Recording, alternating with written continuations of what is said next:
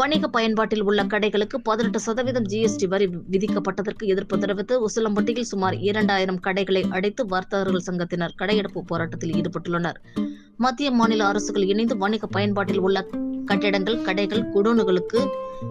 கொடுக்கும் வாடகைக்கு 18% ஜிஎஸ்டி வரி விதித்து அதை கட்ட வேண்டும் என்று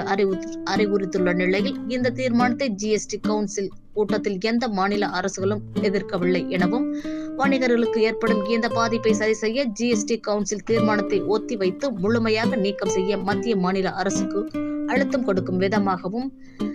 தமிழகத்தில் பல்வேறு மாவட்டங்களில் வணிகர்கள் கடையெடுப்பு போராட்டத்தில் ஈடுபட்டு வருகின்றனர். இதன் ஒரு பகுதியாக மதுரை மாவட்டம் உசிலம்பட்டி நகர் பகுதியில் உள்ள ஜவுளி கடைகள், நகை கடைகள், காய்கறி சந்தை கடைகள், மொத்த வியாபார கடைகள் மற்றும் தேனி சாலை, பேரையூர் சாலை, வத்தலக்குண்டு சாலை, மதுரை சாலையில் உள்ள கடைகள் என சுமார் 2000 கடைகளை அடைத்து ஒருநாள் கடையடைப்பு போராட்டத்தில் உசிலம்பட்டி வர்த்தகர்கள் சங்கத்தினர் ஈடுபட்டுள்ளனர்.